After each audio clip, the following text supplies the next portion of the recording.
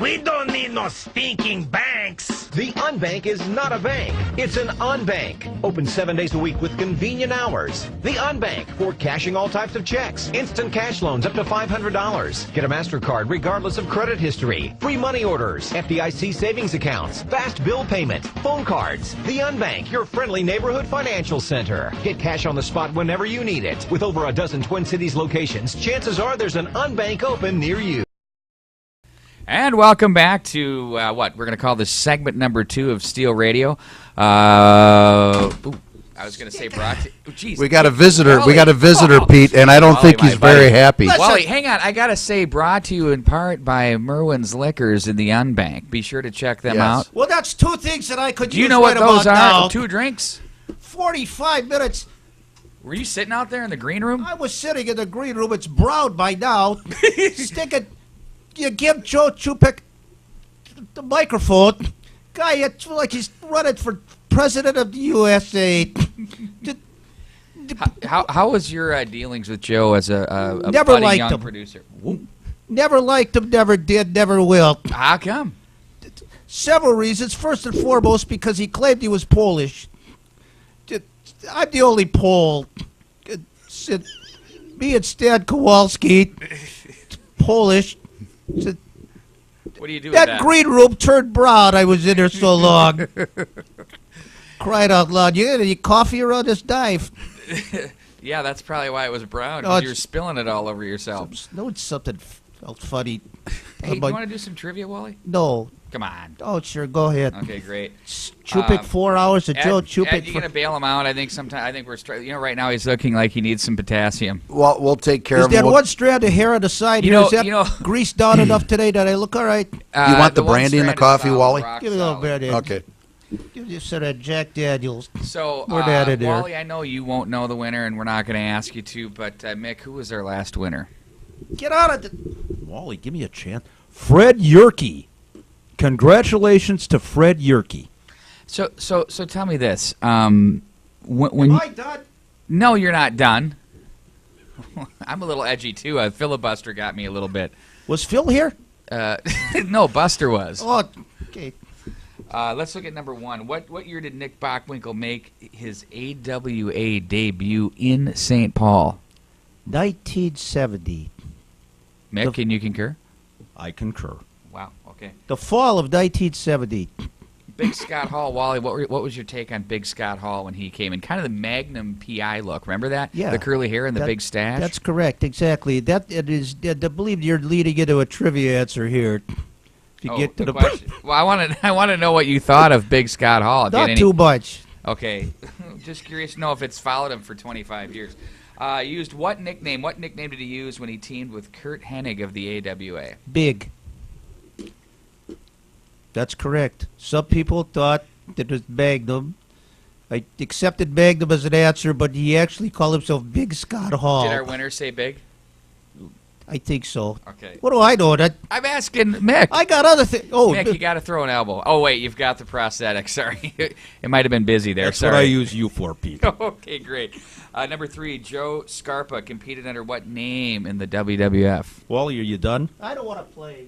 Okay, get out of here. It was Chief J. Strongbow. Oh, wow. Yes. Number 4, Scott Simpson. Wow, how about that name? Scott Simpson. Appeared under what name in the NWA? He was part of the NWO, wasn't he? No, he was Nikita Koloff. Oh. Scott Simpson. And he has officially changed. Scott Simpson from Robbinsdale, Minnesota, has legally changed his name to Nikita Koloff. Is that a good thing or a bad thing? I'm friends with him on Facebook. Are you? Yeah. I'm sure he'd know you. Yeah, I know all the Ruskies. How about that graduating class of Robbinsdale? I would love to write a book on all of those guys and what happened to them. And it's tragic. It's almost a movie where you go from a rise to how many of those guys came out and were just huge names, from him to Rude to Barry Darsow. Kurt Hennig. I mean, right all of down them. the There's line, a ton of them. And then That'd be a great book. Yeah, that's something that I've actually, I didn't know where to start. I actually contacted a local publisher to see how I could go about it, because I know a couple of people that maybe links and sources to family members. You going to get that, Wally? Do you even know what the hell that is? My pacemaker It's a, just it's a text from Vern Oh, geez. to Wally. What does it say? Call me when you get off the air, asshole. But wouldn't it be a good book? It would be a great book. It would be Right- almost right a- at it'd after be a- you It'd be a finish, good movie. Oh, yeah. After sorry. you finish 50 I think, Shades oh, of now- Pete. Oh, now there's your another phone's call going. coming. What, Should we Vern get it? calling everybody? Yeah. Hello. Oh, this is a fiasco. It is absolutely out of control. All right. Number 5. Who competed as the handsome stranger in the Global Wrestling Federation? That would be Marcus Alexander Bagwell. Which Yes. of the following was never one half of the AWA World Tag Team Champions? You got Duke Hoffman, Dick Steinborn, Stan Kowalski, or my favorite, Big John Studd. Big John Studd. God, that was the one I would have guessed he was. Big John never. For some reason, I nope. thought weren't he and Blackwell together for a while? Yep, but no championships. For his entire AWA career, the Sodbuster Kenny J was billed from what hometown? Even though he admits he never lived there. Cleveland. Cleveland. Yes. Which of these wrestlers never had a title shot at Vern Gagne? Key part of this question in the Twin Cities, correct? Eduardo Carpentier, the Crusher, Shozo Kobayashi, Andre the Giant. Eduardo the Carpenter? Is that what you said, Pete? Carpentier. Carpenter. Andre.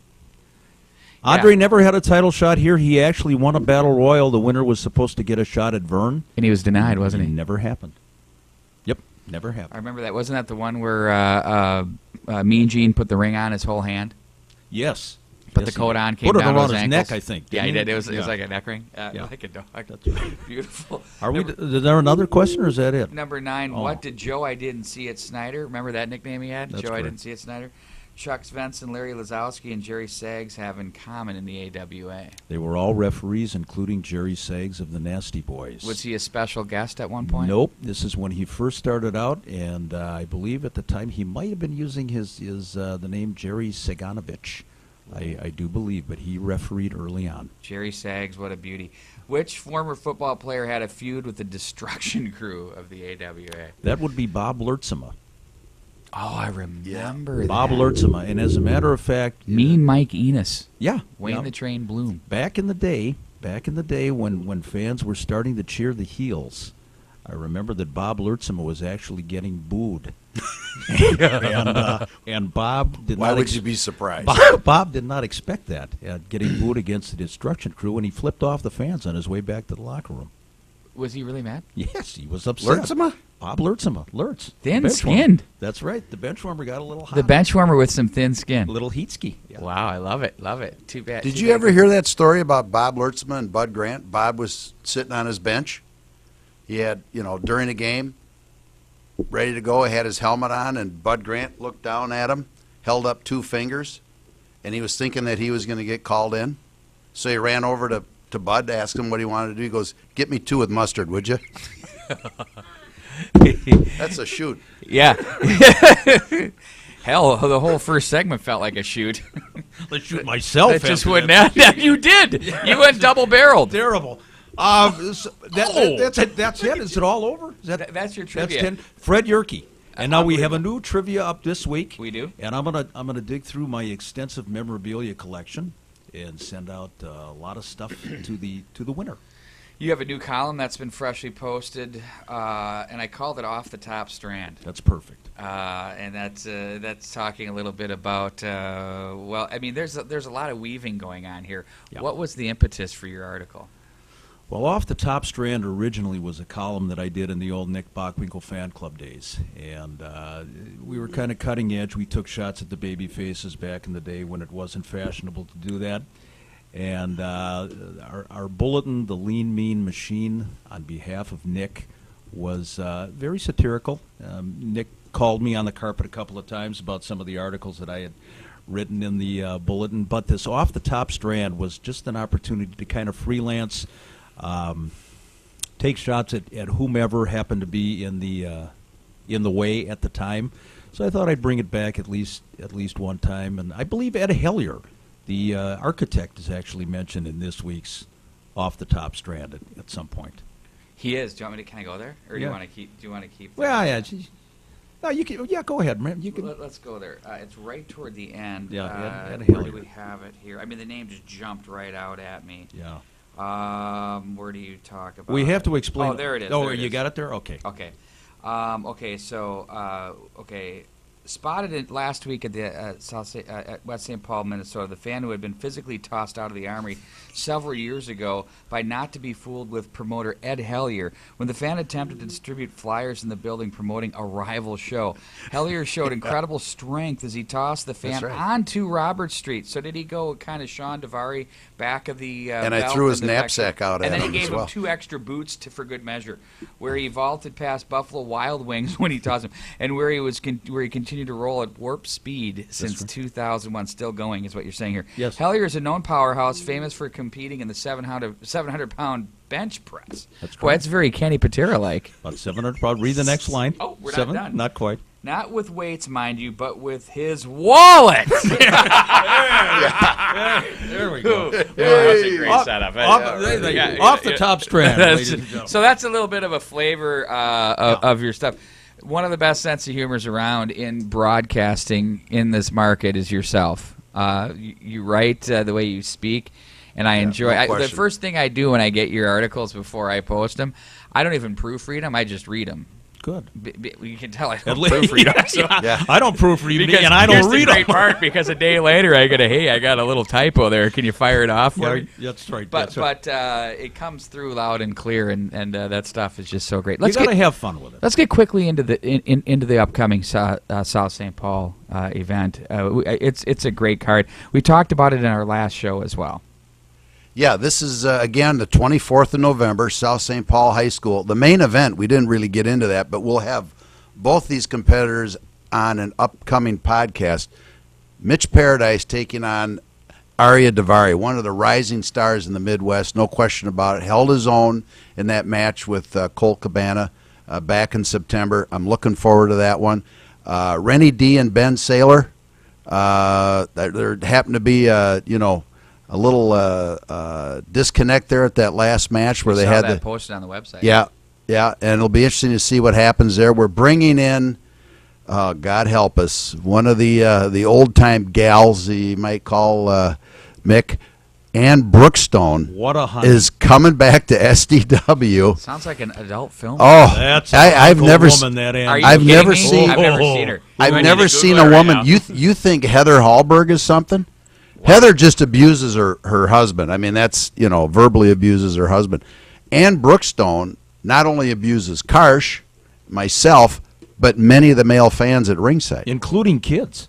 She yells and Kids. screams Oh yeah, at she the yells kids. at the kids. This one does right here. She's an Ann Brookstone. Wow. Yeah. She can abuse anybody she wants. tell me about boy. it. Don't This is something. tell me. Tell me. Wow. Is she in that good a shape? She is. Yeah, And she's in something- wrestling shape. When Ann actually used to wrestle as Anthrax Oh, back in the day. Yeah. She did.